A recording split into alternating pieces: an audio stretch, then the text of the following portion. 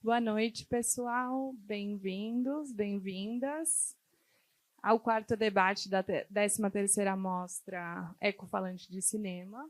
A pauta de hoje é Direitos Trabalhistas e Sindicalização em Tempos de Empreendedorismo.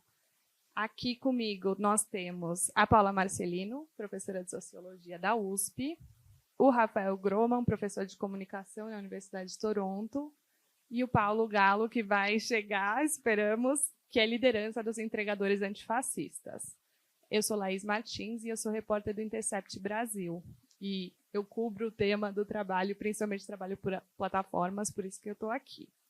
Bom, o filme que vocês assistiram aqui ou em casa, não sei, que vai servir de ponto de partida para o nosso debate hoje, o filme Union, ele retrata a complexa criação do primeiro sindicato de trabalhadores da Amazon nos Estados Unidos, num armazém da Amazon, né?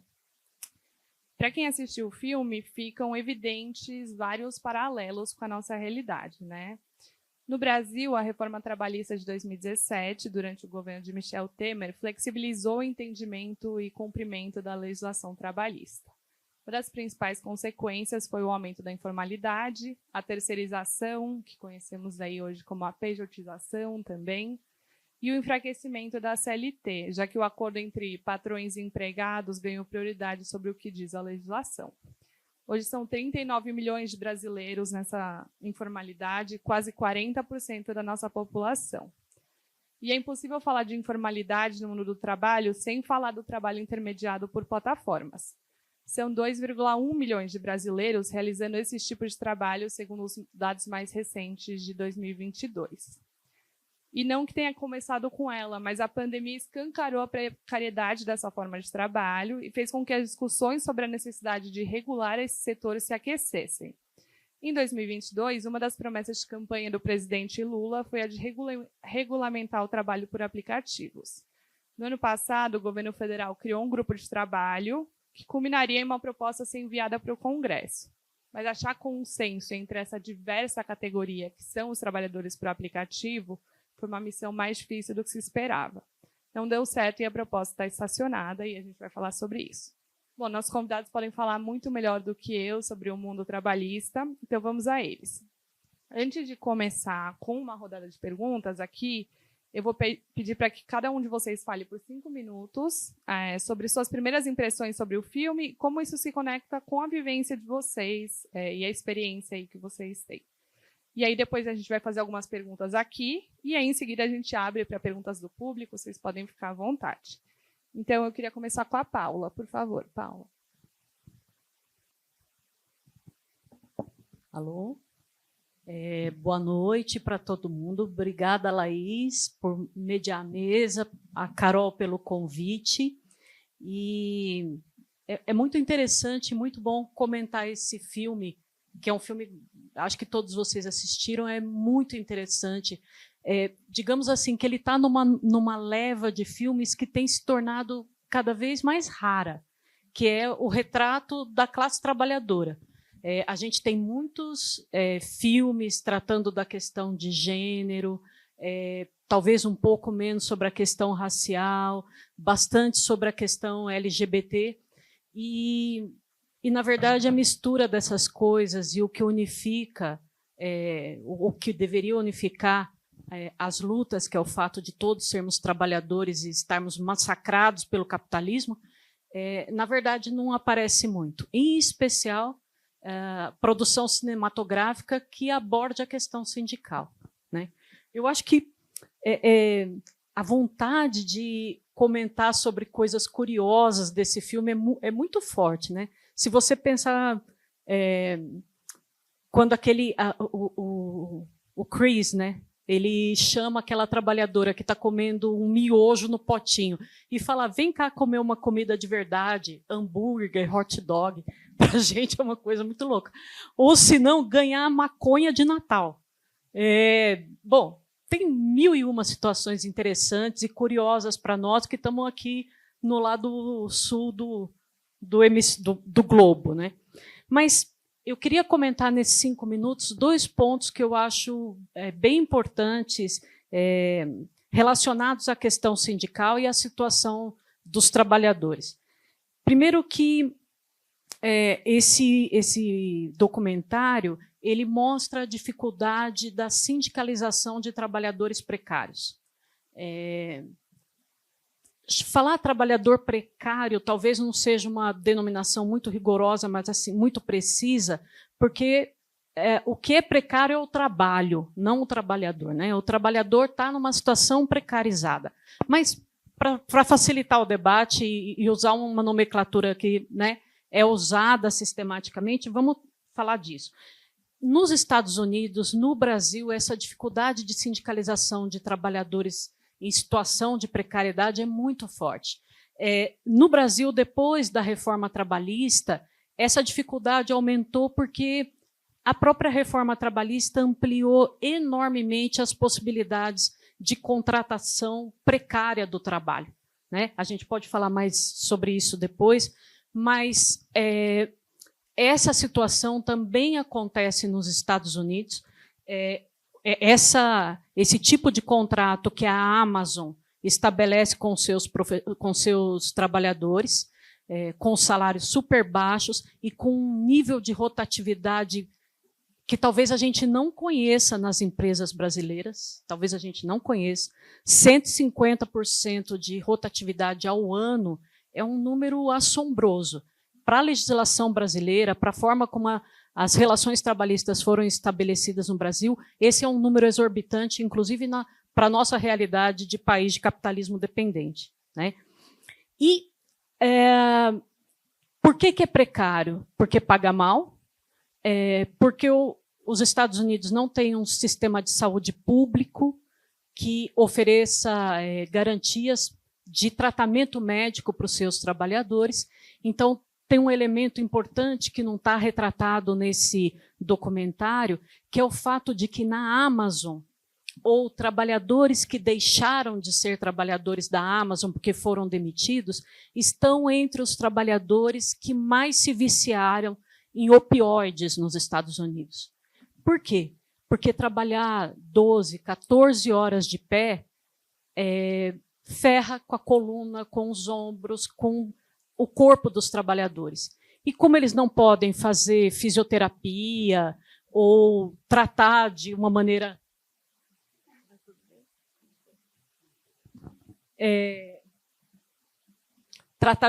decente seus trabalhadores, os médicos, e isso tem, dados suficientemente claros já sobre isso, cedendo à pressão da indústria farmacêutica, receitavam analgésicos que eram opioides, que viciavam. Então, entre os trabalhadores e ex-trabalhadores da Amazon, o vício em opioides é uma coisa muito forte, muito presente. E um elemento importante desse processo, para a gente pensar, é que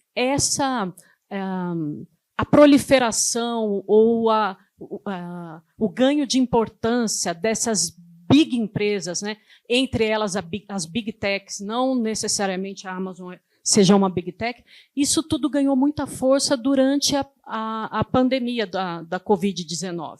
Então, para vocês terem uma ideia, eu fui atrás desses dados hoje, que são normalmente divulgados pela Oxfam, os 10 homens mais ricos do mundo, os bilionários, né, se transformar a fortuna deles em reais, eles estão na casa dos trilhões. Eu nem sei quantos zeros dá isso.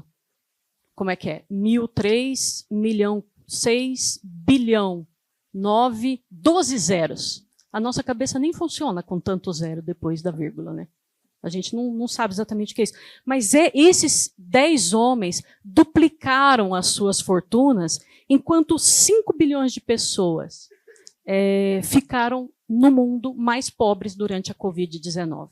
Então, o aumento dessas grandes empresas, dentre as quais a Amazon, teve força com a Covid-19. É uma coisa tão contraditória e tão revoltante de pensar que colocou esses trabalhadores para montarem um sindicato, né? Hoje a gente sabe que o Brasil enfrenta, assim como os Estados Unidos, uma baita crise da representação sindical. Essa crise já vem acontecendo pelo menos desde a década de 80 nos Estados Unidos, talvez década de 90 no Brasil, que se reflete na taxa de sindicalização, embora o Brasil não tenha uma legislação antissindical como os Estados Unidos têm, de uma maneira tão forte, a gente tem enfrentado desde da reforma trabalhista uma queda surpreendente, uma queda muito, muito forte das taxas de sindicalização. Então, nos anos 2010, a gente tinha, em média, 17% da força de trabalho contratada com contrato formal de trabalho sindicalizada no Brasil. Hoje, essa taxa caiu para 8%.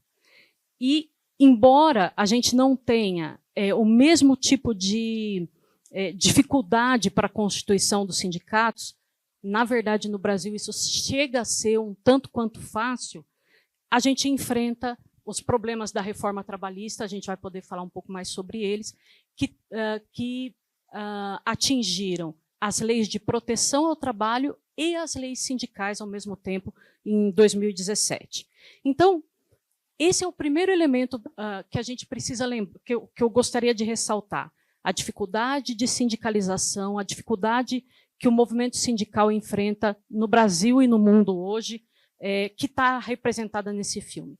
A outra coisa muito forte no filme, já falei mais de 5 minutos, estou terminando, é o advento de uma coisa que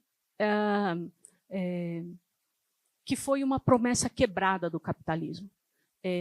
A geração dos nossos pais, a geração dos nossos avós, eles achavam que a gente, estudando, que nós, cumprindo assim uma certa regra do processo educativo, a gente melhoraria de condição em relação a eles próprios. O que a gente tem visto desde a década de 90 no Brasil é o contrário disso. Então, a gente tem hoje um fenômeno que é a existência de trabalhadores com contrato de trabalho pobres, que são obrigados a morar dentro dos seus carros. E pobres, e como eu já falei um pouco antes, pobres e viciados. Viciados em remédios e completamente dependentes da indústria farmacêutica. Bom, paro por aqui e a gente continua. Perfeito. Obrigada, Paula. Enfim, muitos pontos aí para a gente desdobrar. Eu vou passar para o Paulo Galo agora, que chegou. Paulo, se você quiser se apresentar brevemente, eu só falei ali uma linha, que você é liderança dos entregadores antifascistas, mas se quiser se apresentar e aí aproveitar e emendar as suas primeiras impressões sobre o filme, como que esse filme se conecta com a sua vivência aqui no Brasil. Oi. Às vezes essa linha tá boa, mano. Galo, liderança dos entregadores antifascistas, se não, muita coisa também, né? A gente começou, os entregadores antifascistas começou em 2020, mano. Em 2020 teve a morte do George Floyd, tinha o Bolsonaro no poder, tinha a pandemia, e aí eu lembro de ter visto na televisão a Gaviões da Fiel e as torcidas organizadas indo para cima dos fascistas na Paulista. E aí eu falei, pô, da hora, gostei. E aí começaram a surgir algumas necessidades de se fazer movimentações no meio dos entregadores, só que nenhuma eu conseguia me adaptar. Em 2020 eu fiz um vídeo que eu falava assim, sabe como é difícil carregar comida nas costas de barriga vazia? E aí isso tomou uma viralização, só que muitas pessoas entenderam errado essa frase na época, achava que que era uma coisa minha, pessoal, de estar com fome e tal, e não era, não era nem fome de comida, entendeu? Não era nem barriga vazia de fome de comida, era fome de outras coisas, entendeu? Fome de luta, fome de direito, fome de descansar, fome de vestir, fome de morar, né? São várias fomes. Hoje você se fala da fome como se a fome fosse uma coisa só, né? Aí você vai ver o moleque gastando R$1.200 num tênis, todo mundo acha que é sobre o tênis, só que ninguém sabia o nome do moleque antes do moleque comprar aquele tênis, né? O capitalismo tirou a existência daquele moleque e colocou a existência para ele como consumo, né? Então parece que ele está consumindo, mas na verdade o que ele está procurando é a existência, né? Ninguém sabia que é o nome dele, aí ele vira o Juninho do 12 Mola, da noite pro dia, né? Que é o nome do tênis, né? O nome do tênis vira o sobrenome do moleque. Então, ou seja, fome é muita coisa, se ligou? E aí em 2020 viralizou esse vídeo e a galera acabou, parte do pessoal acabou me conhecendo E aí foram surgindo algumas greves ali, eu não conseguia me adaptar em nenhuma dessas greves, porque essas greves eram greves pequenas, tá? Eram 200 entregadores aqui, 300 entregadores ali, não era nada muito grande. Mas elas tinham um viés complicado, entendeu? Eles tinham uma faixa que era assim, muito louca a faixa, era Motoboys Unidos contra o sindicato. A frase era assim. E aí eu olhava para aquilo ali e a minha formação, que fez toda a diferença para mim, eu fui uma criança formada pelo movimento hip hop, e a posse que me formou se chama o Sindicato Urbano de Atitude. Morou? Então já era uma galera muito consciente ali, que tinha lido Malcolm X, eles estavam me entregando livros como Malcolm X, As Veias Abertas da América Latina, eu já tinha uma formação política de base, de rua, no Sindicato Urbano de Atitude, que era a minha posse. O suficiente para saber que aquilo ali era problemático demais para mim só chegar ali e não questionar nada, entendeu? Então eu ia nessas greves e ficava observando, não participava muito, tentava entender o que estava acontecendo, até que surgiu um grupo de WhatsApp dos entregadores de bicicleta que quiseram ir para Paulista fazer uma manifestação.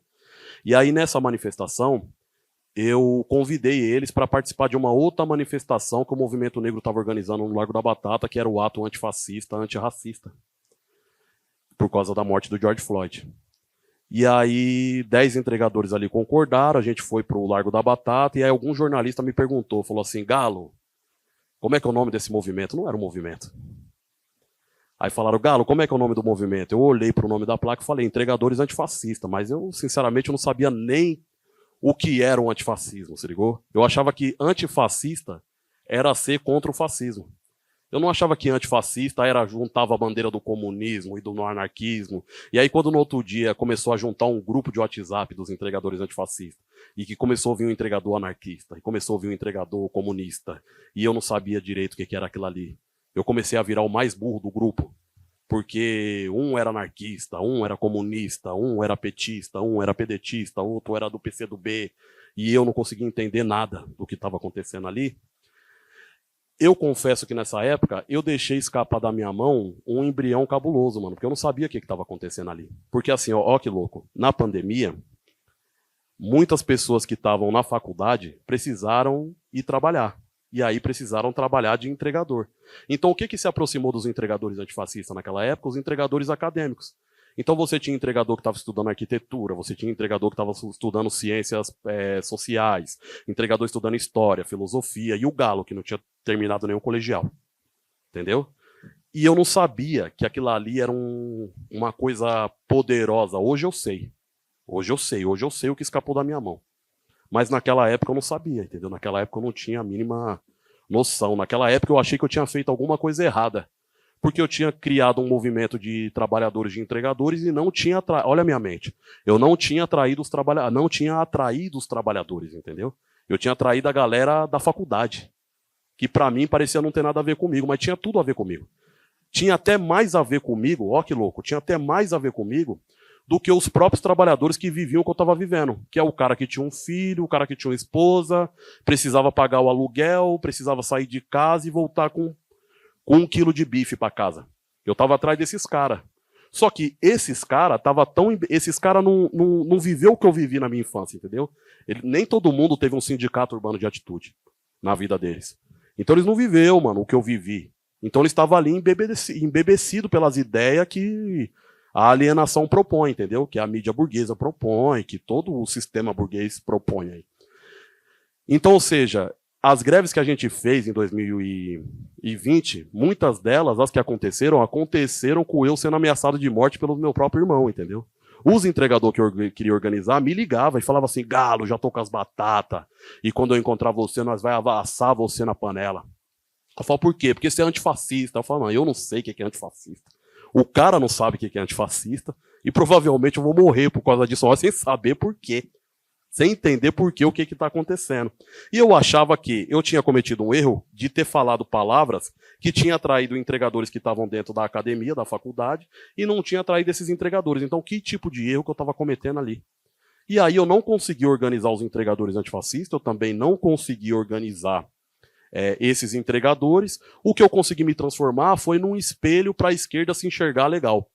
Então a esquerda olhava para mim e falava, meu, esse cara fala muito bem, esse cara tem um discurso legal, esse cara tem uma imagem legal, né? Ele é da periferia, ele fala assim, ele fala assado, ele tá com nós, a maioria dos entregadores votou no Bolsonaro, mas o Galo não. Então vamos transformar o Galo na liderança dos entregadores, entendeu? Eu nunca fui. Eu me esforcei para ser, mas não consegui ser. Tentei ser, os entregadores não permitiu isso daí. Na verdade, os entregadores não permitiu que ninguém fosse isso daí. Porque a situação ela é como é, entendeu? Não é como a gente quer. Eu demorei um pouquinho para aprender isso aí também. A luta não é como a gente quer, a luta é como ela se propõe na rua, se ligou? Hoje, depois de muito tempo passado, depois de 4 anos, eu consigo perceber o tanto de coisa que me atrapalhou. E principalmente a coisa que me atrapalhou foi a falta de teoria. Eu era um excesso de prática, entendeu? Vamos pra rua, vamos fazer greve. Vamos pra rua, vamos queimar estátua. Vá! A teoria não tinha. Não tinha teoria para amanhã, não tinha um pensamento de tipo, ó, a gente precisa organizar para isso, para vir para cá, para chegar aqui, para finalmente, pá, entendeu? A gente conseguir chegar onde a gente precisa. Era só sair fazendo. Então nessa época aqui, o meu irmão aqui tá ligado. Eu fazia grupo igual o maluco, assim. Ah, eu quero ajudar a fazer uma cooperativa. Eu ia lá fazer um grupo cooperativa, colocava todo mundo que queria fazer cooperativa. Galo, nós quer te ajudar a fazer política. Aí eu criava um grupo, colocava assim, entregadores antifascistas, política. Colocava todo mundo lá e não importava se era Tabata Amaral, se era o Jones Manuel. Eu colocava Tabata Amaral e Jones Manuel no mesmo grupo. Falava assim, ó, aí vocês discutem, aí vocês ajudam os entregadores antifascistas. Eu não sabia o que eu tava fazendo. Só que o tempo foi passando e a luta foi me formando, entendeu? E uma das coisas que eu aprendi é não tem nada que forma mais a consciência de classe e o lutador do que a luta. É a luta que forma o lutador, entendeu? Não tem outra coisa. Você pode catar 1000 professores, colocar aqui e colocar os caras para aprender, eles não vão aprender. É a própria luta que vai forjar o lutador, entendeu? E aí, a teoria a gente vai encaixando nesse processo. Vai encaixando teoria, até a gente conseguir deixar a coisa redonda e falar assim, mano, agora a gente tem um sindicato.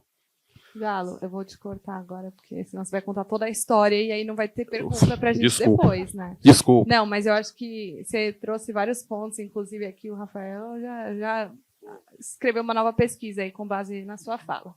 Bom, eu vou liberar agora para o Rafael falar as primeiras impressões dele aí, conectar tudo aí do filme conectar o filme com tudo aí da sua pesquisa, tudo que você tem visto aí nos últimos anos. Ótimo, obrigado, boa noite. Bom estar com vocês aqui numa sexta-noite para discutir esse tema, né? Laís está aqui, ela não está aqui para não deixar mentir, que eu estava dizendo aqui para ela faz 5 minutos, eu preciso conversar com o Galo para ele falar uma reflexão sobre os aprendizados dos últimos 5 anos. Você acabou de falar. Esse filme, primeiro, a primeira lembrança que eu tenho do filme, eu tenho um colega de departamento, eu também moro em Toronto, chamado Alessandro Delfante, que publicou um livro sobre a Amazon e acompanha também esse processo. E esse livro foi traduzido para o português recentemente, eu recomendo muito. Foi traduzido como Amazon, Trabalhadores e Robôs. Alessandro Delfante, ele vai estar no Brasil em outubro, novembro, eu acho. Tem algo do filme, eu como professor de comunicação, que mostra a luta de classes expressa nos processos de comunicação, né? Tanto da empresa colocando toda a sua força para desmobilizar a classe trabalhadora, quanto também a comunicação entre os trabalhadores para fortalecer. Desde do cara falando assim, nossa, já fiz 10 mil ligações, alguma coisa assim, e isso como organização. A comunicação como uma forma de organização da classe trabalhadora, desde o lobby por parte da empresa, então a comunicação sendo mobilizada na luta de classe. A Amazon, a Paula estava dizendo, não sabe se é Big Tech, sim. A Amazon tem pelo menos 3 dimensões que são muito importantes. Uma é a logística, e a gente sabe, aprendendo com o velho barbudo, como a aceleração da circulação do capital depende tanto de meios de transporte como meios de comunicação. Então, tanto a logística quanto a tecnologia são centrais, porque a gente está vivendo hoje. Os trabalhadores de dados por trás da inteligência artificial, a Amazon é líder na Amazon Mechanical Turk, com o slogan Inteligência Artificial, Artificial, e o Brasil cada vez mais é uma força de trabalho importante nesse braço que o Jeff Bezos criou em 2005 da Amazon. E, por fim, não menos importante, a infraestrutura, né? Os serviços de chamado nuvem. A Amazon é liderança nos serviços de infraestrutura. E é interessante que, no momento que o Brasil e outros países, como outros continentes, como a União Europeia, estão discutindo soberania digital, a Amazon, junto com o Google e a Microsoft, lançaram no ano passado programas de soberania digital. E o que é isso? Governo, você quer ser soberano digitalmente e não sabe como? Nós temos a infraestrutura para você. Podem conferir, é o que eu chamo de Big Tech Sovereignty. Eles prometem para o governo vender a soberania como um serviço de infraestrutura. Então, nesses 3 pontos, a infraestrutura que vai dos cabos submarinos até a logística e a força de trabalho por trás da inteligência artificial, a Amazon tem uma penetração muito forte. Dos trabalhadores de dados. Tem também um sindicato, que nasceu como um software, depois virou um sindicato, que é a Turk Optical, que nasce nos Estados Unidos também, e atualmente tem reunido trabalhadores de dados ao redor do mundo. Tem algo que está na fala do Galo também, está no filme, e as pesquisas têm apontado isso. Depois desse tanto de enxurrada de pesquisa sobre o tema, né? Como a maior parte das manifestações de trabalhadores por plataformas ou de entregadores, motoristas, nos últimos 5 anos, está na ordem mais da mobilização, na ordem do protesto, na ordem da manifestação, na ordem de algo que seja pontual. E isso tem tido uma dificuldade de se transformar em uma organização de fato, ou de transformar aquilo em algo que seja mais perene no tempo. E isso mostra, de alguma maneira, também o próprio filme. Por fim, o filme também mostra essa diferença entre o sindicalismo mais estabelecido versus esses que estão surgindo agora. E que aparece a todo momento as diferentes formas de coletividades, e sejam as associações ou mesmo os sindicatos jovens, que é o que também, sem antecipar, o que também aconteceu no caso do GT, de regulação do trabalho por aplicativos do governo federal. E tem um histórico, tem uma questão também aí da América do Norte. Agora que estou vivendo lá, eu consigo fazer a etnografia deles, né? Tem rolado, lá se tem muito mais forte essa questão do que eles chamam dos tech workers, dos trabalhadores de tecnologia, e uma onda de sindicalização dos trabalhadores de tecnologia. Lógico que com uma estrutura sindical que é diferente, que é ligada ao ambiente local de trabalho e não setor. Então, nos últimos 5, 10 anos, a gente viu surgir sindicato de Google, de Amazon, sindicatos de jornalistas. A gente estuda também muito o trabalho de jornalistas, então BuzzFeed, uma série de sindicatos que não necessariamente essa nova onda de sindicalização, ou até de jovens descobrindo a sindicalização, não é uma coisa que tenho visto no Brasil, né? E, por fim, eu tenho pesquisado, eu cansei dos entregadores, e eu agora estou pesquisando Hollywood, quero ser famosa. Eu acabei de terminar uma pesquisa com os roteiristas de Hollywood, que fizeram uma greve histórica em relação à inteligência artificial. E aí, do que eu fui descobrindo é que os roteiristas de Hollywood têm um histórico de lutas em relação à tecnologia. Desde o VHS, DVD, Blu-ray, eles estão sempre... Então, tinha lá o senhorzinho que iniciou a greve em relação ao VHS há não sei quantos anos atrás. E que isso fez parte desse aprendizado para agora chegar a discutir o que é a inteligência artificial para eles. Claro, como uma fração de classe que é altamente visibilizada, com um poder de barganha que é forte. Eu sempre brinco que, no caso dos atores que também fizeram greve, tem uma autora que vocês devem conhecer, que é a blogueirinha. A Bruna Marquezine foi na blogueirinha e falou, eu não posso falar do meu filme porque eu estou de greve. A blogueirinha pergunta, mas o que é uma greve de ator? Então tem essa coisa também de, a gente não imagina um ator de greve ou uma pessoa de Hollywood de greve. Isso acaba chamando a atenção. Claro, então tem uma fração de classe que tem um poder de mobilização ou de recursos ali que possivelmente, se fosse outra categoria para tentar o mesmo acordo em relação à inteligência artificial, não conseguiria.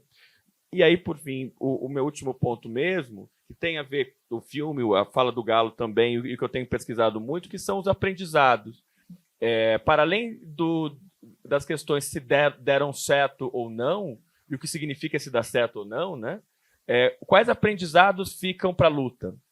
E como que a gente precisa também ter uma política de memória dessas lutas para não esquecer no futuro. Eu tenho estudado bastante questões de tecnologia, sempre falo do CyberSim do Chile, que não deu certo, porque Pinochet chegou no Chile, e tem o podcast do Morozov, Santiago Bois, tem o livro da Eden Medina, Os Cibernéticos Revolucionários, que é anterior ao podcast do Morozov, e muita gente não sabe que existiu um experimento que tentava misturar planificação econômica socialista e cibernética no Chile dos anos 70.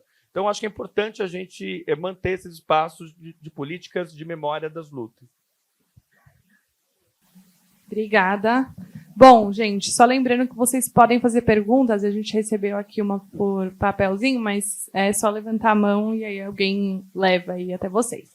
Mas, ficando por aqui, por enquanto, eu queria voltar para a Paula. E, Paula, eu queria te perguntar sobre um tema que você tocou aí na sua fala, né? Que também aparece muito no filme, que é a Covid-19 como catalisadora aí, ou não da luta sindical, né? Acho que no filme até, talvez, é um personagem tímido, né? Mas a gente vê os trabalhadores estão de máscara, quando eles estão nas reuniões antissindicais dentro do armazém, eles estão super distanciados, então fica como uma tensão.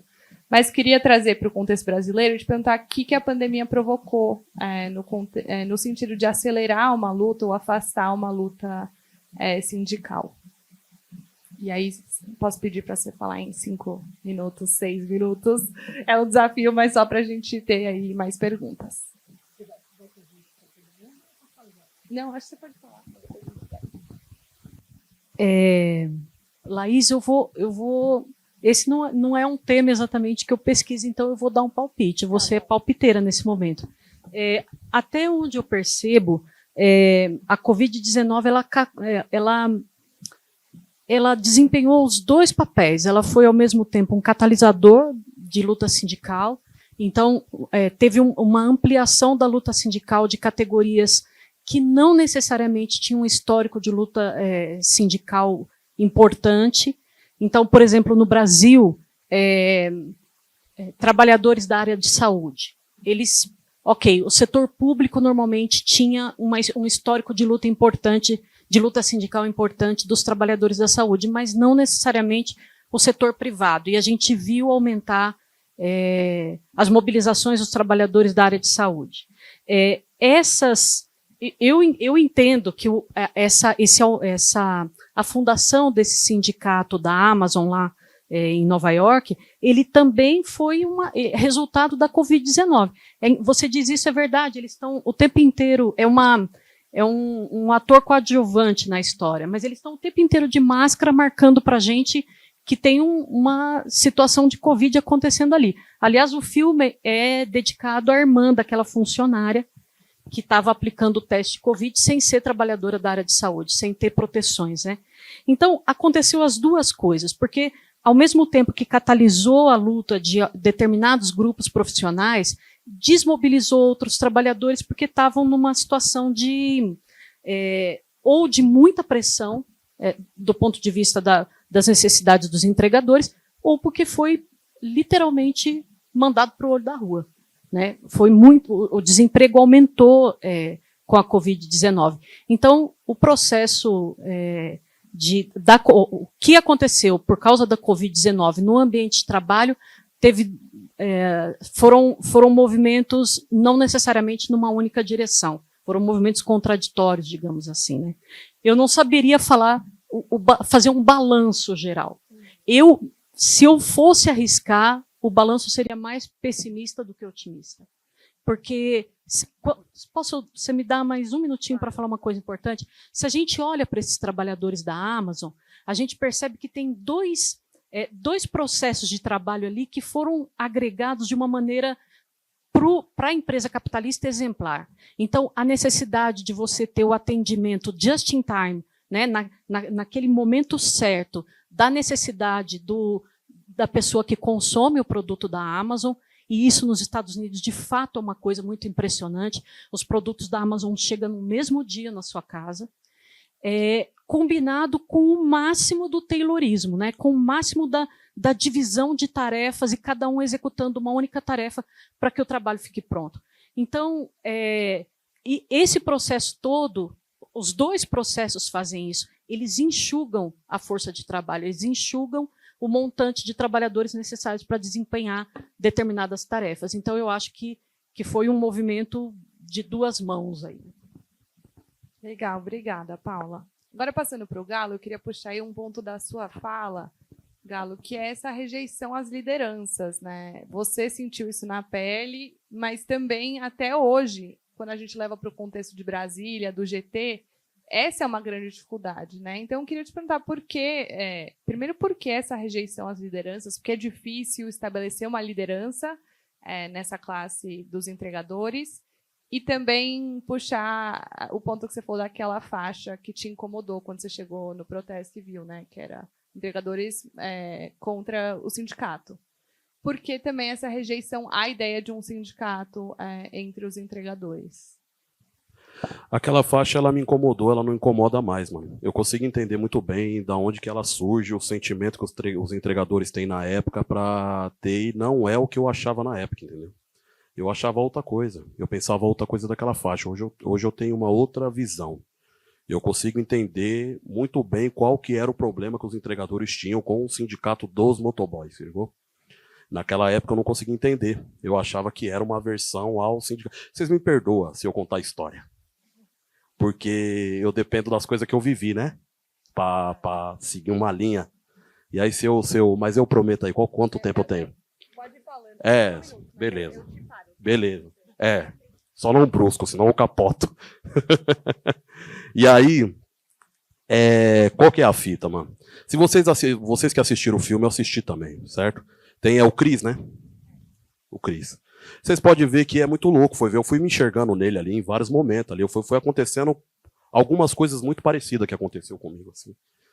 E aí você vê que os entregadores uma hora se emocionam com ele, os trabalhadores uma hora se emocionam com ele, os trabalhadores outra hora questionam ele, os trabalhadores outra hora tá cobrando ele, e aí chega um momento até que o trabalhador fala assim, mas você chega aqui atrasado, aí ele começa a brigar com o cara, não, quem chegou atrasado foi você, e aí daqui a pouco surge uma outra reunião onde ele tá falando com o cara pelo telefone. Ele já tá participando de uma reunião por telefone, porque provavelmente ele tá em alguma atividade, alguma coisa importante que ele tá fazendo. E é muito louco ver que eu fui de entregador a palestrante, assim, eu mudei de categoria, tá? Eu era entregador, hoje eu sou palestrante. Então veja bem, essa frase que o irmão falou também aqui, é foda, tipo assim, eu cansei dos entregadores. Muita gente cansou dos entregadores. Porque só quem não cansou dos entregadores é quem não consegue deixar de ser entregador, se ligou? Quem está preso àquela situação, porque ele logicamente, que ele está cansado de ser entregador, ele só não consegue deixar de ser entregador, entendeu? E aí tem essa coisa de conseguir unificar as lutas, né? Unificar quem está teorizando a luta, quem está criando a teoria, quem é que está pensando a forma, quem tem experiência e quem é de fato o trabalho. Quem é o trabalhador de fato, entendeu? Como é que você consegue unificar todas essas lutas? Quem está pensando o trabalho, quem está fazendo o trabalho e quem tem experiência em organizar o trabalho. Uma vez um amigo meu, de um partido, ele queria me levar para o partido dele e ele é de uma condição de vida bem melhor que a minha, assim. E aí eu falei uma frase para ele que eu machucou ele, mas até hoje nós dialogamos sobre essa frase, nós é muito amigo. Que eu falei assim, no seu partido, eu vou morrer de fome e você vai morrer de tédio, que a revolução tá longe. Entendeu? Você vai morrer de tédio, eu vou morrer de fome. É isso que vai acontecer, mano. Nós precisamos começar a pensar aqui agora. Beleza, eu acho legal ir lá no seu partido e fazer a organização, porque eu acredito que não existe revolução sem partido. Mas assim, você quer me levar para o seu partido, eu preciso trazer o seu partido para minha greve. Entendeu? Se eu for para o seu partido, como é que fica a greve? Eu preciso que o seu partido venha para a greve. E aí é muito louco ver como a coisa vai se montando, como uma hora nós está numa luta, outra hora nós está em outra luta, e a coisa vai se movimentando, e muitas vezes a gente fica perdido, tendo que recalcular a rota. O que eu falo? Eu falo que o trabalho era sólido, aí chegou o neoliberalismo, que utilizou a terceirização como ferramenta para fazer o neoliberalismo avançar, e deixou o trabalho líquido, então o trabalho era sólido. Você tinha uma fábrica, você tinha uma esteira, você tinha a produção, você tinha um sindicato, a greve surgia, você tirava os trabalhadores de dentro dessa fábrica, e aí surgia a negociação, e aí a coisa acontecia. E aí, de repente, o trabalho fica líquido, é terceirizado, o trabalhador já não sabe contra quem ele se revolta. Se ele se revolta quem está prestando serviço, para quem está prestando serviço, para quem está prestando serviço, ele não entende direito. Mas ainda assim, existe possibilidade de se organizar o trabalho. Hoje, o trabalho ele é gasoso. O entregador passa 80 por hora na sua frente, quando ele para 5 minutos para comer um cachorro quente. E aí você vai falar com ele, camarada, greve, ele fala assim, agora não. Agora não. Agora não. E aí, o que eu aprendi com tudo isso? Como é que se organiza o sólido? Se organiza empilhando. Você coloca um em cima do outro e empilha.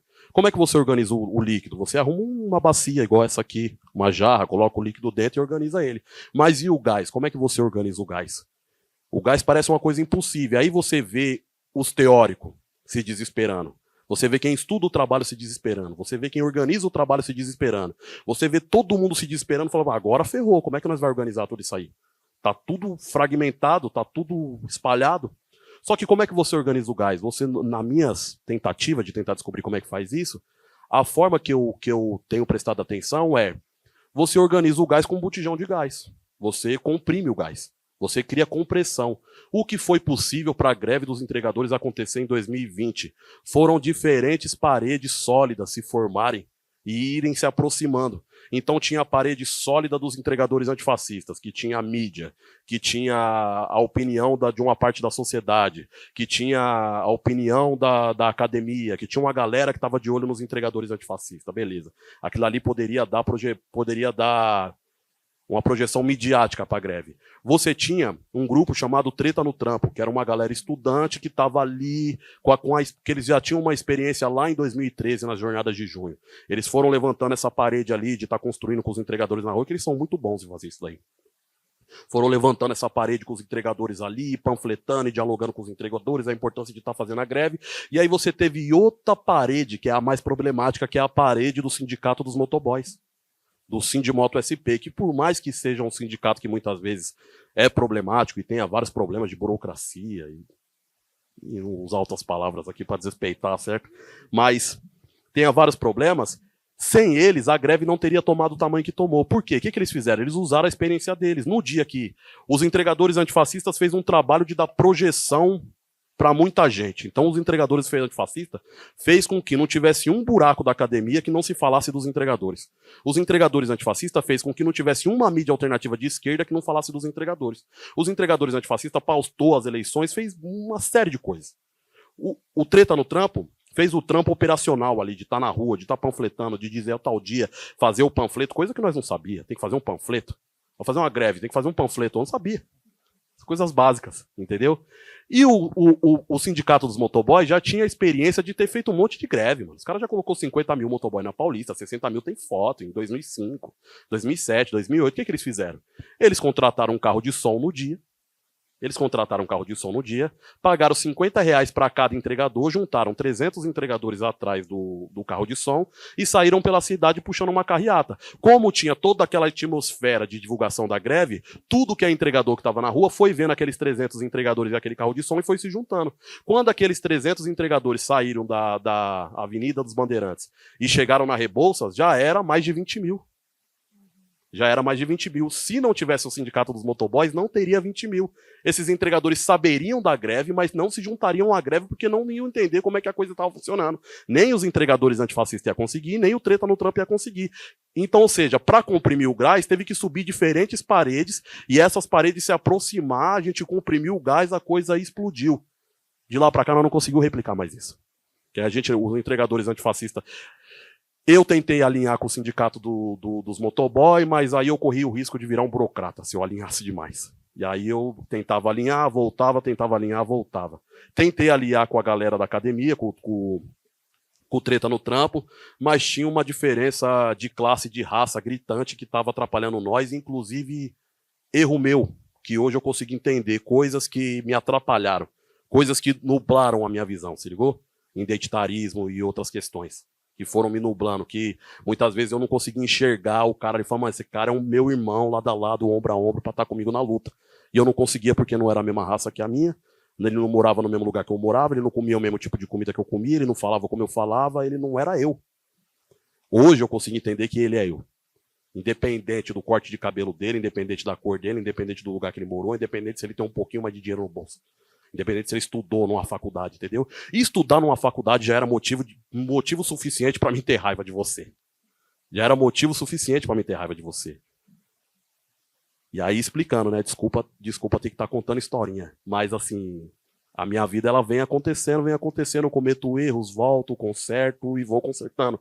Eu tô falando do que eu era naquele momento, entendeu? Então, aquele momento, o que eu estava procurando para organizar? Um entregador periférico e negro, um garoto da faculdade com a barba falhada, não me servia. Entendeu? Coisas que me atrapalharam. O Gil também, o presidente dos motoboy, não me serviu.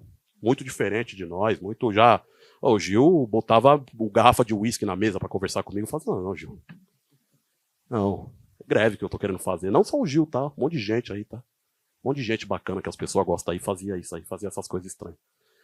Hoje eu consigo entender o que atrapalhou pra coisa acontecer. As mesmas coisas que atrapalharam o irmão, acabou? Tá, vou te cortar Só aí, finalizar. Só finalizar. Senão não, o carro fica capotado sem explicação. O que atrapalhou nós? A mesma coisa que atrapalhou o Cris aqui, entendeu, mano? Personalismo. Personalismo atrapalha muito. Outra coisa que vocês podem ver no documentário, clientelismo. Essa coisa de você chegar e ficar dando churrasco pros trabalhadores não funciona. O trabalhador vai querer churrasco, uma hora não vai ter churrasco para dar, entendeu? O que tem que atrair, o que você tem que criar para atrair os trabalhadores é a luta. A luta tem que ser saborosa, você tem que transformar a luta num prato saboroso. Você não pode inventar um outro prato, entendeu? O prato principal é a luta. Boa, nossa. Valeu, Galo. Eu vou deixar você contar a história aí a noite toda, porque, enfim, a gente adora te ouvir. Mas, falando do que não funcionou, agora eu vou jogar para o Rafael para a gente falar sobre o GT de regulamentação do trabalho por aplicativo em Brasília. Eu acho que tem muitas lições de tirar desse fracasso. O Rafael me contou que ele está começando uma pesquisa sobre fracasso nessa luta. Então, queria te ouvir a sua avaliação do por que não deu certo, por que estacionou lá em Brasília o trabalho. Muito bem. Fazer só um preâmbulo, já que a Laís falou. Estou começando a escrever um livro que é sobre aprendizado e fracasso, falha. E eu fui achar nos estudos queer uma noção de fracasso queer, que é quando você abraça o fracasso como um modo de vida e não como algo... Quando você vê, não se compara, não o fracasso do modo como a gente pensa, mas pensa o que é sucesso, o que é fracasso, de questionar um pouco as bases disso. E de pensar que quando a gente vê que a gente não vai ser... nos estudos queer tem essa questão de, olha, eu sou um monstro e nunca vou me compare com... Não dá para comparar com outras coisas. Quando você encara isso, é uma manifestação de recusa e também de imaginar outros mundos possíveis. Então fica algo também... O fracasso como algo potente nesse sentido. Mas enfim, estou começando a escrever ainda. Depois posso falar para você. Mas no caso do GT... A questão para mim por um lado, é um fracasso mesmo, no sentido, não nesse sentido do queer, mas no sentido estrito. E dois, mas isso não inviabiliza, que aí é nesse sentido que eu comentei agora, o fato dos aprendizados das pessoas que estavam lá. Porque isso é algo importante também. Muita gente, a própria criação da Aliança Nacional dos Entregadores era uma coisa nova, muita gente sem experiência anterior naquilo, ou coisas que as pessoas foram descobrindo no caminho e aí falam, nossa, agora que eu me toquei que a maioria aqui vai se candidatar a vereadora ano que vem, e eu não me toquei nisso. Ou um jovem, que era o mais jovem deles, que começa a ver, nossa, estão pagando um hotel para mim para eu ir para Brasília, uma tal ligada à Central Sindical dos Estados Unidos. Nossa, um hotel bacana, daí uma selfie na piscina do hotel, favela venceu. E aí, isso da coisa do personalismo que o Galo estava falando, né? E essa relação também do que significa pensar essas associações emergentes em um governo, em um ministério, especialmente. Eu tenho tido que lidar um pouco ali, em um ministério de sindicalistas do ABC dos anos 80, em que chega a dizer para os entregadores: você não vai me ensinar o que é uma negociação, porque eu já sei de tudo. Então não vem aqui querer dar lição de moral para cima de mim, isso de gente do ministério para os entregadores. E aí isso vai gerando do tipo, eu já sei de tudo, trabalho para o aplicativo não é uma coisa nova, e saiu o que saiu. Então, um caso que é interessante, e que eu acho também mostra um pouco de como as coisas vão operando, tem uma pessoa que foi candidata a vereadora em 2020, em São Paulo, era assessor de alguém de governo estadual, e aí ele perde as eleições e vai para uma empresa famosa de entrega. Estou tentando aqui evitar, né? Uma empresa famosa de entregas, e o nome, ele tinha 4 nomes, 2 nomes, 2 sobrenomes. E quando vai para a empresa de entrega, vai com o nome, com outro nome, tipo um dos nomes do meio, e não os nomes tal. De maneira que você coloca o nome da pessoa que se candidatou a cargo público, você não acha o mesmo nome no cargo de entrega. Aí o governo troca em 2023 e tem uma imagem no LinkedIn que é ótima, assim, os 2 crachás, troca de emprego, a empresa de entrega e o Senado Federal. E vai para o Senado Federal. Isso eu descobri, a gente da área de jornalismo, né, bom, vamos ver o que tem ali. E nisso foi um entregador que me perguntou: Rafael, o que está acontecendo aqui? Me ajuda aqui e tal. Eu fui e passei para eles, e na primeira reunião do GT, eles falaram: gente, não, eu esqueci de falar, essa pessoa foi para a mesa de negociação como parte do governo. Aí, na primeira reunião, pergunta-se para os trabalhadores, ficam putos e perguntam para o presidente da mesa o que esse cara está fazendo aqui, se até ontem estava na empresa de entrega, as famosas portas giratórias que nas plataformas a gente tem feito um levantamento disso em vários países, seja Uber, Google, é uma constante da porta giratória entre as empresas e os governos. No que o presidente da mesa fala assim: gente, fica tranquilo, é assim mesmo, a gente traz gente deles, eles levam gente da gente, e é assim que as coisas funcionam. Então tem aí isso do uísque que o Galo estava comentando também. Então tem uma série de elementos colocados ali que fazem o combo da PL dar o que dá. Eu acho que também aconteceu algo, isso eu e o Galo a gente conversava isso na época do início das conversas, de que aquilo tudo já estava montado, né? De que as próprias empresas queriam aquilo. Em abril de 2022, agora eu estou contando historinha, mas a gente lança um relatório Fair Work no Brasil, e o ministro do Trabalho do Bolsonaro chama a embaixada da Alemanha, que é a financiadora do projeto do governo alemão, e fala que queria falar com a gente. E naquele momento, o ministro do Trabalho do Bolsonaro, que era um cara do INSS, não era o outro que lá foi para o Sul, falou o seguinte: a gente quer regular a Previdência. E sai na Folha, você pode procurar, 1º de maio de 22, sai na Folha uma pesquisa que o Fair Work fez com a população de São Paulo, o que a população de São Paulo achava da economia de plataformas, e nessa matéria está lá: mas o governo Bolsonaro está com uma proposta de regular. Se você pega a proposta do que o governo Bolsonaro queria para regular as plataformas e pega o que foi a PL, eles são muito semelhantes. Porque focam nessa questão previdenciária, que era o próprio discurso das empresas. E aí faz todo sentido, pensando também nessas portas giratórias que eu estava dizendo para vocês. Então, parecia que esse negócio já estava colocado ali, né? A gente sabe relatos também de bastidores que falam, olha, outra coisa que vocês podem procurar. No YouTube, vocês vão ver gente das empresas, gente de universidades financiadas por essas empresas, mais gente que hoje está no governo, discutindo regulação, ali em 22 ainda, nesses termos do que foi colocada a PL. Então, tinha toda uma preparação antes para chegar onde chegou. E acho que os entregadores, diferente dos motoristas, acordaram para dizer, olha, é melhor brecar aqui qualquer possibilidade de enterrar mesmo isso, porque qualquer outra possibilidade vai ser colocar como um teto o que seria abaixo do piso em qualquer outro momento histórico. Perfeito. Obrigada, Rafael. Temos perguntas? Eu tenho uma aqui e aí depois eu vou para você, era só para saber. E eu vou pegar carona nessa pergunta, que eu achei ela muito boa, e a gente pode falar de outro assunto também. O Felipe, que é jornalista também, escreveu: as empresas se aproveitam do desemprego mundial e do povo desesperado. A pizzaria do meu bairro paga R$1 por saída, quase uma esmola, direito nenhum.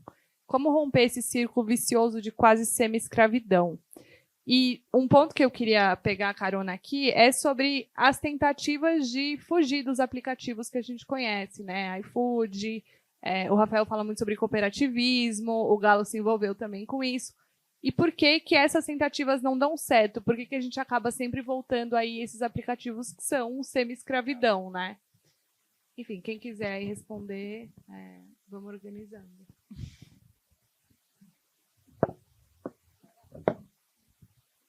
Talvez os meus colegas aqui estejam até mais a cavaleiro para responder essa pergunta, mas, na minha avaliação, o que acontece é o capitalismo de monopólio. Quando você tem uma iniciativa, eu precisava até ver o que está acontecendo em Araraquara, que foi boa, o Rafael vai falar disso, mas provavelmente o que acontece é que os aplicativos das grandes empresas, eles abaixam tanto o preço que não tem competição possível para qualquer outro aplicativo que seja, digamos assim, minimamente decente nas relações de trabalho. Então, o tradicional é o monopólio capitalista, a formação de monopólios, impedir que esse tipo de experiência prospere.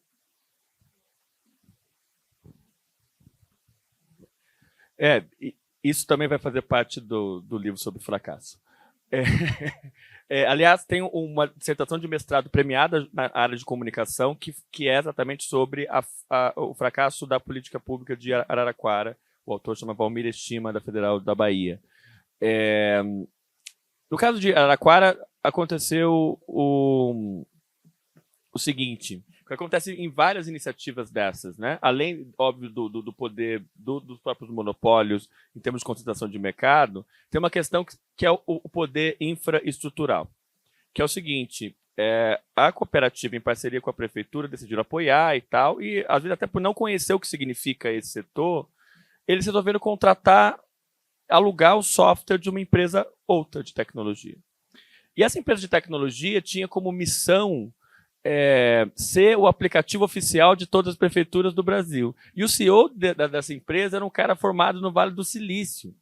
E aí, sim, a economia de plataformas, você tem que pensar, se for pensar a autogestão não só no âmbito do micro do trabalho, da atividade de trabalho, mas quem tem a propriedade dos dados, quem tem a propriedade das infraestruturas. Como eu falei, a própria Amazon está nesses 3 pilares muito fortes. E aí eu escrevi um texto quase mandiná, assim, né? Na época que eu descobri isso, eu escrevi um texto para o blog da Boitempo, chamado O Aplicativo de Araraquara e a Soberania Digital, dizendo assim, isso não vai dar certo. 2 meses depois, eles tiveram uma briga, a cooperativa, com a empresa de software, e a empresa de software ficou com todos os dados dos clientes, com todos os dados de tráfego urbano, e eles tiveram que começar de novo. Agora, eu estou indo para Araraquara segunda-feira para ver, principalmente agora, eles estão tentando resetar essa política em relação aos motoristas, e os entregadores lançaram uma cooperativa e tem um espaço lá, mas eu não sei aí detalhes. Em Berlim, fechou também a cooperativa de entregadores, embora lá eu acho que tem uma outra coisa. Assim, eu acho que a gente aqui na América Latina, muitas vezes, as que dão mais certo são as que nascem mesmo da crise, né? E ali acho que houve algo mais, assim, uma tentativa hipster de, tô aqui sem fazer nada, vou ali montar, agora está muito calor, eu vou fechar, uma coisa assim. Mas, inclusive, os dados que a gente tem mostram que tem mais cooperativas fechando na área de entrega na Europa do que as da América Latina. Embora, enfim, também, de novo, o que é sucesso e o que é fracasso é uma outra discussão. Mas é muito difícil de pensar nesses setores, mesmo se for pensar quem é que tem sobrevivido nesse mercado, é que não faz exatamente a mesma coisa. Não compete exatamente naquele mercado. Você vai entregar comida, não vai conseguir competir. Ou se for pensar na área de tecnologia, ou mesmo na área de logística da Amazon, eu vou criar uma versão, é muito difícil. Ou vou criar... agora, na área de streaming é uma coisa interessante, né? Como a extrema-direita conseguiu criar uma alternativa de streaming com 2,7 milhões de assinantes, e a gente não consegue criar uma versão anticapitalista da Netflix, né? Na área de cultura ou de comunicação. Então tem algo aí também que é de pensar os diferentes setores, né? Mas as alternativas são difíceis. Eu acho que tem algo aí nessa coisa de começar a escrever esse livro e tal, que eu falo, nossa, é um sabor meio agridoce. Que por um lado, você, seja nas lutas dos entregadores no GT, seja a tentativa da luta mesmo, mas essa coisa de eu estou sempre atrás, né? Teve duas coisas que eu fui muito assediado assim, em 4 anos. Uma era para mim sair candidato a vereador e outra era para mim montar uma cooperativa. E sempre houve uma pressão forte, assim, tipo, e aí, a cooperativa dos entregadores, a cooperativa dos entregadores. E isso foi o que, de certa forma, acabou até rachando os entregadores antifascistas lá no começo. Porque uma parte queria lançar uma cooperativa, e lançou essa cooperativa, que é o Despatronados, lá no Rio e tal. E do outro lado tinha uma galera, inclusive eu, que dizia, não, calma aí, vamos estudar melhor, vamos entender melhor como é que funciona isso, não é assim tão fácil, não é assim tão simples. Com o tempo, eu estudando o cooperativismo, eu estudei bastante, assim, fui atrás de muita coisa, assim, para me tentar entender, para ver se isso era realmente uma solução para os entregadores. E o que eu acabei chegando à conclusão é que o cooperativismo sem consciência de classe não funciona. O cooperativismo sem o fator da luta, sabe, do trabalhador que chega para fazer a luta, não funciona. Ele não tem o objetivo que se propõe. Muitas vezes no cooperativismo ele vai ter uma roupa legal de luta, uma cara revolucionária, mas no final não vai ter. Eu vou falar uma coisa aqui que vai parecer desrespeito, tá? Mas não é desrespeito. Tenho muito respeito pelo MST. Acho que o MST é o movimento mais foda que tem no Brasil. Os entregadores antifascistas queriam ser a unha do MST. Mas assim, ó, o MST começa como um movimento para expulsar fazendeiro e ocupar a terra. E entregar essa terra para o povo. E hoje o MST é o maior produtor de arroz orgânico da América Latina. Isso é ruim? Eu não acho que isso é ruim. Mas no sentido da luta, existem, eu acho que, várias reflexões que a gente pode fazer para se entender para aonde que a luta está caminhando. Para onde que isso está caminhando. Aí o MST vai lá e abre mercado na Bolsa, né? Como abriu com uma das cooperativas. O MST deixa de ser esse movimento conhecido por ocupar a terra para ser o maior produtor de arroz orgânico da América Latina. E aí, vamos ser sinceros, quanta Santa Cecília tem na América Latina para comer tanto arroz orgânico? Não se vende tanto arroz orgânico assim, se ligou? Se a gente for fazer o cálculo do arroz Camil, do arroz que é o agronegócio, do tio João, que o agronegócio vende perto do arroz orgânico, é ridículo. É ridículo, é 0,001%, certo? Então, assim, ó, não, veja bem, novamente, não estou desrespeitando e não estou criticando, só estou querendo dizer meu ponto do que eu penso sobre para onde o cooperativismo pode levar. Por que eu decidi barrar e não fazer a luta seguindo o caminho da cooperativa? Por que eu entendi, mano? Que eu entendi que a gente ia lançar uma cooperativa, a galera ia ficar eufórica, todo mundo que quer mudar o mundo em São Paulo, por exemplo, ia comprar na cooperativa dos entregadores antifascistas, até a iFood colocar cerveja artesanal a R$1. Até a iFood colocar hambúrguer artesanal a R$1. Aí a luta ia acabar. Entendeu? A luta ia acabar nisso daí. Porque não tem como. Não sobrevive. É o problema do clientelismo também, entendeu? Vamos dar churrasco para os entregadores. Que tipo de carne você está fornecendo? colchão mole? A Amazon pode dar picanha, irmão. Você não vai bater de frente com isso aí. Entendeu? A Amazon não pode dar uma luta para os trabalhadores. Então o que você tem que servir como prato principal é a luta. Não que a gente não possa fazer um churrasco, não que a gente não possa montar uma cooperativa, mas a luta do cooperativismo tem que estar na periferia da luta, moro? Não na centralidade. Eu não acredito que a centralidade dos entregadores é o cooperativismo. Isso é periferia. Talvez isso seja um mecanismo para a gente adquirir recursos, entendeu? Mas a luta no centro, ela precisa ainda ser a luta, ainda é o sindicalismo. O problema é que o sindicalismo está ultrapassado, entendeu? Montar um sindicato nos moldes do sindicalismo hoje seria montar um curso de datilografia. Entendeu? A gente precisa de um novo sindicalismo. Porque, assim, reinventar a roda também não dá. A roda é o sindicalismo. Agora, a gente precisa de algo novo, entendeu? Está ultrapassado, está burocrata. O sindicalismo parece um cara de 60 anos de idade que não quer levantar de uma cadeira, entendeu? Precisa de uma coisa nova. Precisa de uma coisa que os trabalhadores olham e falam assim, boa. E se pá, não precisa nem ter o nome de sindicalismo. Eu vi que os trabalhadores da Amazon deu o nome de Union, né? Eles não usavam sindicato. Eles usavam Union. Eu fui para a Inglaterra há pouco tempo e lá tem o IWGB. Eles também não usam muito o nome de sindicato. E aí eu gosto muito disso, entendeu? Às vezes a luta não está na palavra. Não está na palavra partido. Não está na palavra sindicato. Não está na palavra greve. Está no significado. As palavras podem mudar, entendeu? Deixa eu só complementar, estou contando umas coisas em off, né? E tem a questão do próprio iFood, uma época, ter estudado transformar as OLs em cooperativas. Quer dizer, que é uma computação aí em alguns níveis, né? E teve uma vez, eu morava em Porto Alegre ainda, a gente fez um evento sobre cooperativismo de plataforma e políticas públicas, o iFood mandou 2 espiãs lá. Uma conhecia, a outra não se passou por... Não avisaram ninguém que era do iFood, aqui talvez tenha, da última vez tinha. E aí elas foram visitando a gente fez um passeio a pé com as cooperativas, eles iam filmando as coisas, né?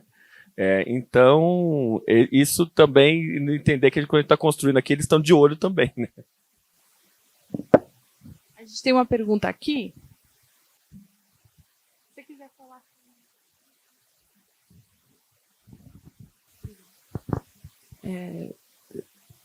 A minha pergunta tem muito a ver com o que o Galo falou e todos os outros, mas eu só queria fazer uma observação que a mediadora colocou da questão de uma aversão às representações, desculpa, você usou as lideranças. A aversão é a representação. Tem uma divisão da classe trabalhadora que é muito grande a partir dos anos, pelo menos aqui no Brasil, a partir dos anos 90, né, o liberalismo, o individualismo e tal. Isso começa com a classe a qual nós pertencemos, que é horrível, que é de jornalismo, de radialismo, de comunicação, que são pessoas que são produtos e reprodutores de alienação, coisa mais triste e nojenta, né? Desculpa a palavra, mas enfim.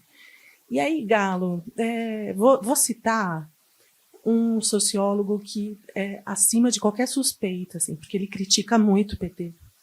E eu acho ele genial, não por isso, porque ele é um grande pesquisador, que é o José de Souza Martins, que diz que a classe operária não se faz na greve, não se faz no chão da fábrica, se faz na greve. Então é meio como a tua frase mesmo, é na luta que se forja. E aí, durante a pandemia, eu vi também muito feliz essa retomada do espaço, essa reapropriação pelo pessoal das torcidas engajadas, e aí depois a mobilização dos entregadores. E eu vi uma entrevista do Clemente Ganslúcio, que é do DIEESE, que é um órgão sindical do sindicalismo brasileiro, em que ele falava que, de repente, é muito importante a gente prestar atenção nessa memória, como o Rafael colocou, mas uma memória da semente do sindicalismo brasileiro, que começa num sindicalismo na Primeira República, muito antes do Getúlio Vargas, da intervenção estatal, de um modelo que depois o novo sindicalismo nos anos 60, 70 vai questionar e combater o peleguismo e tal.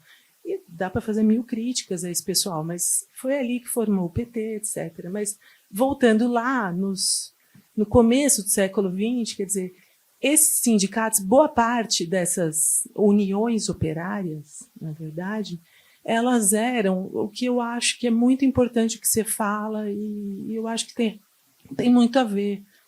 porque isso vai na raiz da coisa, que é assim, essas uniões operárias, elas funcionavam, elas eram a semente do sindicalismo por território, não por categoria laboral. Era por território. Então, quem estava ali morando na quebrada, por exemplo, de São Paulo, em 1900, 1910, a quebrada, o limite da cidade, para você ter ideia, era Osasco, era a Lapa, era a PEN. Então, essas pessoas que trabalhavam em fábricas diferentes, em locais diferentes, se uniam territorialmente.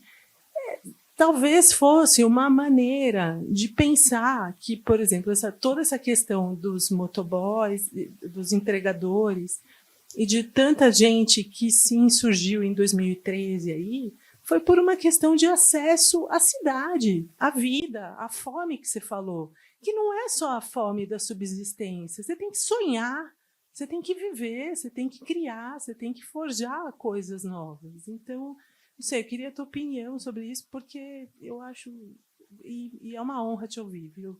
E eu achei sensacional que você ateou o fogo lá. Valeu. Não, você complementou. Você quer ver uma frase que eu ouvi? Essa frase me impede de dormir muitas vezes.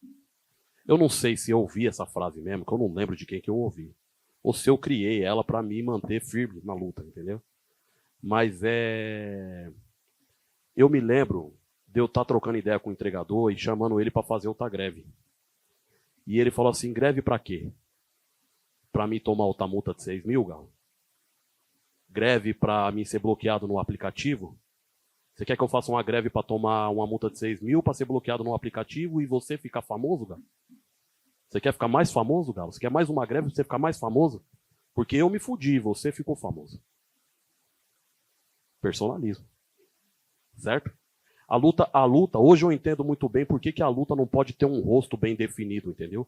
Porque se a luta tiver um rosto bem definido, se for o rosto do Galo, se for o rosto do Cris, ou se for o rosto de qualquer outro, a luta vai acabar ali, naquele degrau, entendeu? Naquele degrau. Então, a luta, ela não pode ter um rosto definido, ela tem que ser coletiva. De uma forma que os trabalhadores não podem olhar para aquela liderança e sentir que eles estão trabalhando para aquela liderança.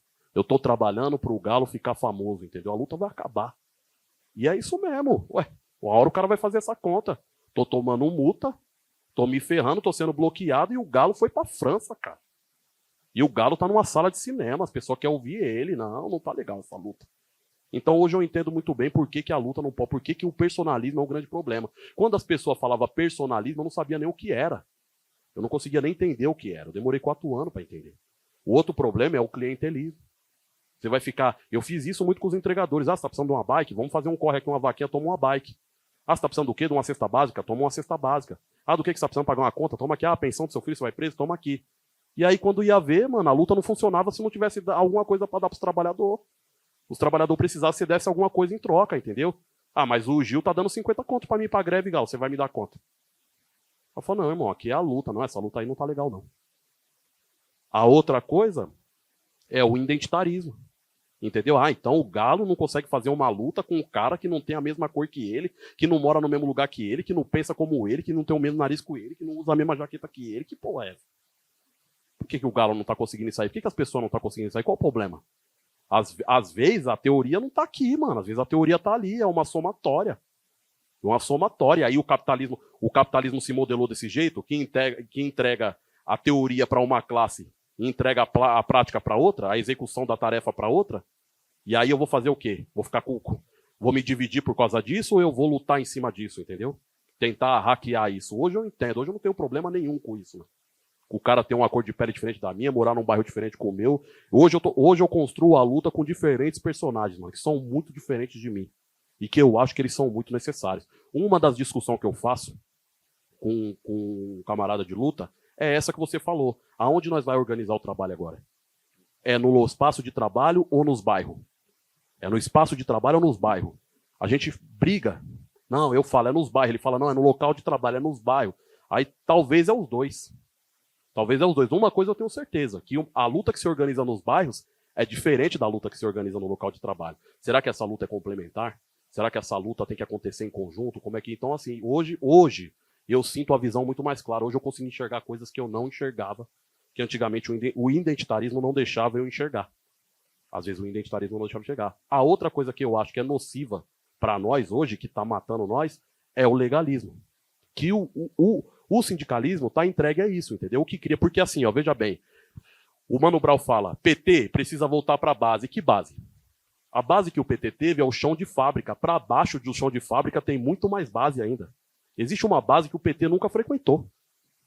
Entendeu? Do subemprego. Uma base bem mais para baixo.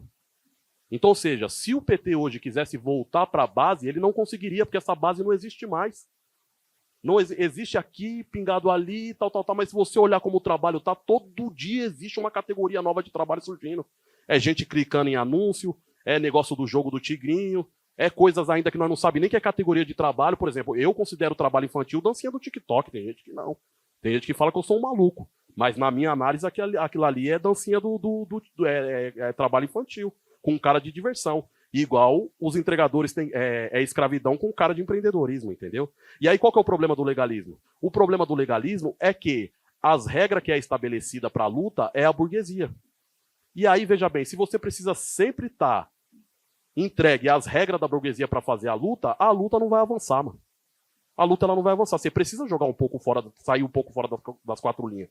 E um outro problema agora para encerrar é qual? Nós fica voltando pro começo toda hora, mano.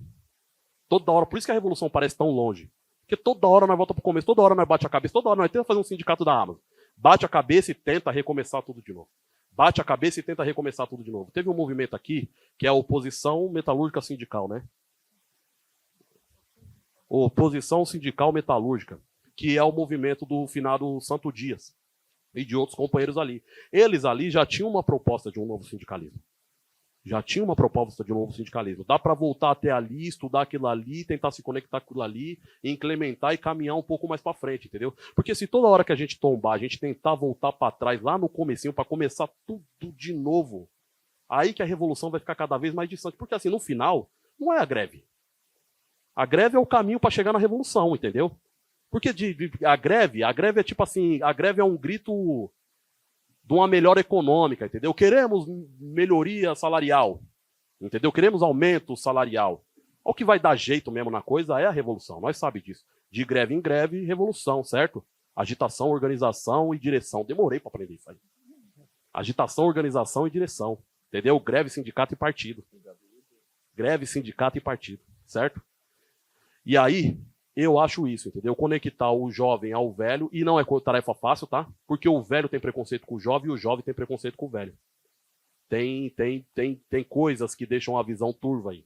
E aí conseguir encontrar o velho certo e o jovem certo para apertar as mãos não é tarefa fácil, entendeu? E a luta tá precisando disso. Que jovens certos e velhos certos apertem as mãos e falem assim, aí beleza, mas tem um plano.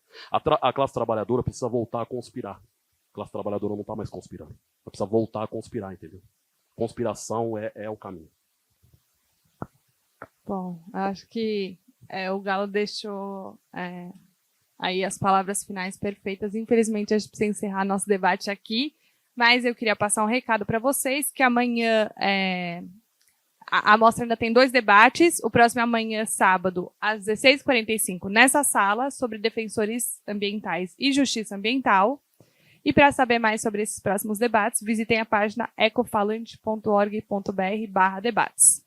E os 6 debates que acontecerão até o final e os 3 lançamentos que foram organizados nesse ano estão sendo gravados e devem subir para o canal de YouTube da Mostra em breve, dentro de algumas semanas. Obrigada pela presença de todos vocês e uma ótima noite e bom fim de semana.